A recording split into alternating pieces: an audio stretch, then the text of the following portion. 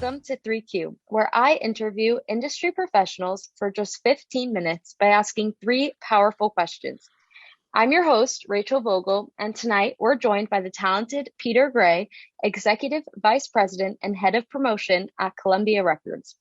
Prior to working at Columbia, Peter worked for RCA Records and Warner Brother Records, where he began his tenure as the youngest major label head of promotion. He's also made multiple appearances on Billboard's 40 Under 40 and Variety's Hitmakers list. So chances are, if you've heard hit songs on the radio from artists like Harry Styles, Adele, Lil Nas X, Dua Lipa, or Alicia Keys, they started their journey to your ears and to the top of the charts in his office. So without further ado, Peter, it's an honor to have you join us. How's it going? It's going great. Thank you for having me. I appreciate the invitation. Well, like I said, super excited to have you join us. So with that, let's jump right in. Question 1. Imagine for a second you're sitting down with your 25-year-old self. What one piece of advice would you give him on a personal note? And what one piece of advice would you give him from a business perspective?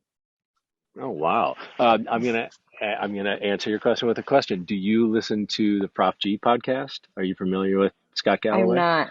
Prof G.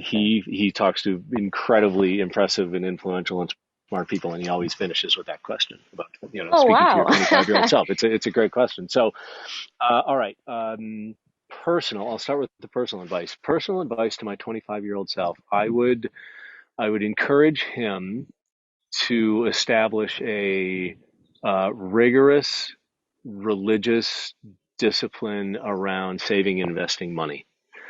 And the conversation would be around the fact that the most powerful force on the planet, apart from love and maybe music, is compound interest. Mm-hmm. And the most powerful variable in the equation for compound interest is time. And when you're 25 years old, you got a lot of time. And if you put away $5 or $50 or $500 or whatever it is, and you do it with a great discipline and consistency, your 47-year-old self will thank you. And I think that's good advice for anyone at that age. You don't need a Range Rover. You don't need the watch. The things that you think, just trust me. I'm coming to you from the future. You don't need them. But what you do want, we work in music and we do what we do because we love it and we enjoy it and we have a passion around it. And at some point, the music got all of us and we don't really have a choice. So we do this thing that we do. But part of the reason we do it is about economic security and financial independence. And a pathway to that can be started with a great discipline at 25 years old. So that would be the personal advice. The professional advice is the same professional advice that was given to me around that same time. I remember I was just starting an internship at A&M Records when I was finishing college in Wisconsin. And I asked an artist at the time who was having a hit if they had any advice for me as I was getting started in the music business. And I was really surprised by the answer. And I'm also surprised that it stuck with me so clearly for so long because it was just amazing advice. And it sounds kind of ruthless and it's not meant to be, but it's very true. And the advice was this: learn to identify the difference between winners and losers and surround yourself with winners and ditch the fucking losers, period. Right. It was just that simple. And it's really powerful and useful advice. And there are a lot of kind of cliches and generalizations around this, but I think the closest one is that you're going to turn into an average of the 5 people that you spend the most time with. So choose wisely.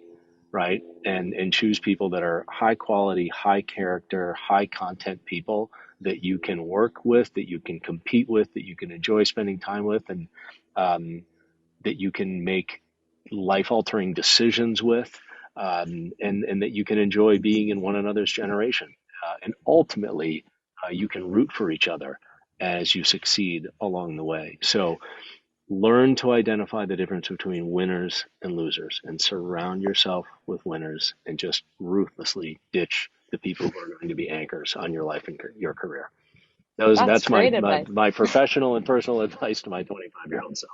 That's great advice. I don't even think I have anything to add to that. That was just a mic drop in itself. Okay. All right. I'll try to come up with another one for question 2. No, yeah, that was great. I think that's really good advice. And I think that everyone listening can really take a lot away from that. So moving right into question number 2.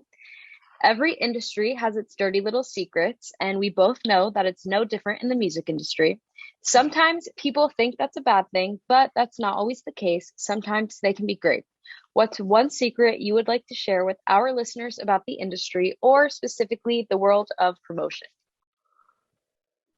So you're right. It's not specific to the music business. Every industry has its secrets, and if you zoom in on the music business, whether it's promotion or whether it's marketing or touring or publishing or publicity or whatever it is, every different avenue, every different kind of division of our industry has its own just kind of secrets and levers to pull and buttons to push and all of that. But I think the big secret, like the big secret of all of it, and I don't know that it's a secret, it's hiding in plain sight, but it's the fact that it's a team sport. The music Mm-hmm. business is a team sport. And the music business also has a longstanding habit of, honoring itself and awarding itself and really recognizing individuals for great achievements. And I'm not suggesting that individuals aren't entitled to or aren't deserving of that recognition. They certainly are. But the point that I'd like to make here is no artist, and I think everybody would admit this, there's no artist that they don't top the airplay charts. They don't top the streaming charts. They don't sell out arenas and stadiums full of tickets. They don't put songs in films and television. It takes an army of people to break new artists here in the United States and around the world. And it takes an army of people to elevate the careers of superstars once they become household names. And I think that is really the secret, is that it's a team sport. And if the audience here are young people finding their way into the business, so you certainly want to attach yourself to great people who are, not so much based on the ego, but you want to be around people, as I mentioned, who are winners, who are clearly on track in their Mm-hmm. careers, and you want to have senior sponsorship, and you want to, kind of bounce around people who are successful, but you also want to be a part of their team, because hanging around the hoop and being in it with them, uh, you're going to learn a lot, and you're going to see, importantly, what you can do to be successful in your own career. You're also going to see, maybe more importantly, things that you should not repeat in Mm-hmm. your own career. But I think that notion of it being a team sport, we get into the business and you see one person on stage at the Grammys, or one person accepting an award, or one person performing. Even in that case, you talk about performances. Very rarely. Maybe Ed Sheeran's a good example of somebody who gets on stage Mm-hmm. alone. But I can assure you, I don't know Ed. I'm not a part of his team. I don't mean that it's not disparaging, but there's certainly an army of people under the stage, making sure that everything happens on time. So it's a team sport. And as you get into the business and you maybe idolize people who are executives or captains of industry in different areas, just make sure that you remember that, yes, they are an individual and they're great people who've won, and they got the world by the tail and they're doing it. They're doing great. But they're surrounded by people who are there to support them. Greatness is in the agency of others. And it takes a lot of people to do what we all do in this Mm-hmm. business. So I think that's an important secret, right? We idolize the people and the artists and the producers and the record executives and all of these things. But in general, there are a lot of people in those conversations that are making all of the work, so to speak. And I think especially like a lot of people think that a majority of it is the labels, and the labels play a huge part, but there's also the managers, and you have Oh, publishers, and you absolutely. have everyone. Yeah. Everyone has to be, ideally everybody's, kind of rowing in the same direction and working toward the same goal. And yeah, the labels are important, publishers are important, managers are important, the touring element of the business is important, the creative element of the business is important, the legal Yep. aspect of the business is important. Like, we can't do anything about the lawyers. We can't do Yep. anything without contracts being signed. So everyone, and I think you bring up a really important point, that it's a team even beyond the team. There's a network effect to all of the Hmm. work that happens, that's beyond just kind of a button pushing executive. Certainly, you should aspire to be that, and you should want to be that. And when you get there, you should remember that it's been a long list of people who've helped you arrive at that point, and you should take great care of everybody when you're there. Definitely. Yeah. It's a never ending list. That is true. All right. Already at our last question. Already? Already. throughout your career, I can only imagine you've been asked a lot of questions, whether for industry conferences, the media, or even a promotion. But throughout all of those interviews and all of those questions, I'll bet there was one that you've never been asked but would have liked to. Oh So, what is boy. that question, and what would be your answer? So yeah, I don't need a I don't need a question to be asked so that I can, pontificate or talk about myself. I think you and I had talked just before this started about the real audience, which is people, finding their way into the business or maybe in the earliest stages of their career. And with that in mind, I think the answer to this question for me is, um, I want people to ask for what they're looking for. If Hmm. someone's sitting in my office and they want a job or they want a promotion or they want an opportunity, I want them to be fearless about asking for exactly what it is that they want. That's the Hmm. question I would like to be asked. If someone's in my office and they want a job, I want them to say, "Can I start on Monday? Can Yeah. I have the job? Am I the right person for the job? Can we close this now?" Um, I think that's critical for young people, and I can say it in a fairly flip, loose, low key way because I've been doing it for a long time and I've been asking people for things for decades and I'm good at it. You have to find your pathway and your voice to what makes you comfortable saying that. But I think if you're listening to this and you are preparing for an interview or you're thinking about asking for a raise or a promotion or you're considering moving to another division of a company, then rehearse and practice and get really comfortable saying what it is that you're going to say to close this deal that you're looking to close. Right? If you're leaving college and you're sitting in my office at Columbia Records trying to get a job, and I say, "Do you have any other questions?" Your question should be, "Can I have the job?" Right. Your question should be, when my version of it would be, "When do I start?" Like my version Hmm. of it would be, "Can I just stick around? Can I start now? Like, what do you need me to do?" So that that comes with fearlessness, and I think you need to develop Hmm. a fearlessness about finding your pathway in because that's what you're trying to do at this point. And I think going back to the secret, this isn't really a secret about the music business. I think it's a secret for the young people who are trying to find their way in. It's not actually that hard to get in. Okay. If you're focused on getting into the music business and you're listening to this podcast and you're taking interviews with music companies, be they record companies or publishers or management companies or whatever, you're already in. You already Hmm. found your way. So if you've come that far and somebody who's in a decision making position, someone with the power to give you the job asks you if you have another question, your question is, "Can I have the job?" You heard it here first. You know what That's to it. ask. Right. Rather find your version and find the appropriate version of that for you and your voice and who you are, that makes you comfortable saying it because you'll regret not asking and you shouldn't leave the office wondering if you left it all out there. And if you asked that Definitely. question, then you did. So that's the thing that I wish people were fearless about asking all the time. And again, easy for me to say. I've been at it for a long time, and it's been a long time. Not a long time, but it's been 20 years since I was a 25-year-old kid trying to find my way into the game.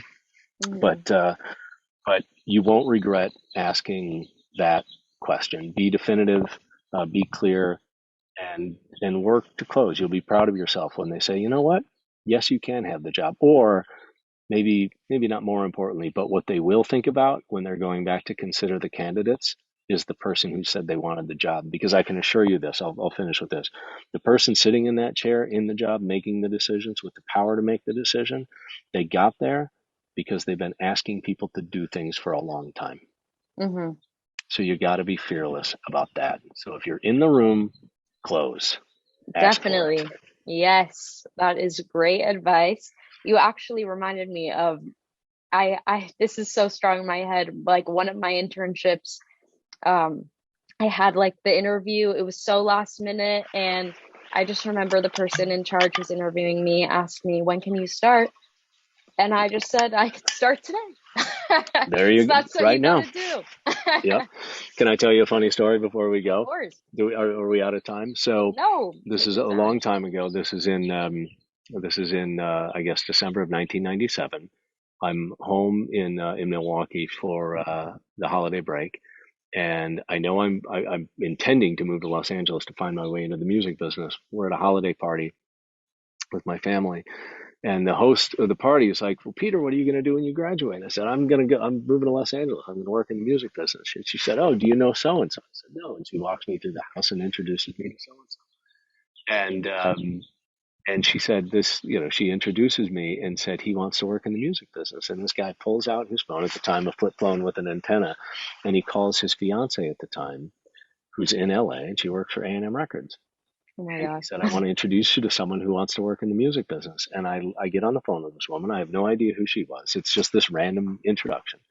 And we talked for a few minutes, and she said, "Well, actually, I'm looking for an intern." She said, "When do you have plans to be in Los Angeles?" And I said, "I'll be there tomorrow." Mm-hmm. And she's like, "No, really." I said, "If you'll see me, I'll be there tomorrow." And she's like, "Do you want to have lunch?" I said, "I'll see you for lunch." And I hung up the phone, and I left the party, and I went home, and I bought an airline ticket pre-internet, and I went to bed, and I woke up, and I flew to Los Angeles the next morning. I hailed a cab at LAX. I went to the lot at A&M Records. I walked in, and I met this woman for lunch, and she hired me on the spot. Wow. That was it. That's an amazing It's just story. that's an extreme example. That's a dramatic example, but I know I know how you feel about wanting to get into the business. I understand it. I remember it very clearly. So when you have an opportunity to ask someone for the job, ask for the job. You'll be glad you did. Mm-hmm. Great way to end it. Well, Peter, it has been wonderful having you on tonight. I appreciate you taking the time to chat. And to all of our listeners, I know you enjoyed hearing from Peter just as much as I enjoyed speaking with him. So stay tuned for next week's episode of 3Q, where I interview industry professionals for just 15 minutes by asking 3 powerful questions. See you next time. Thanks for having me.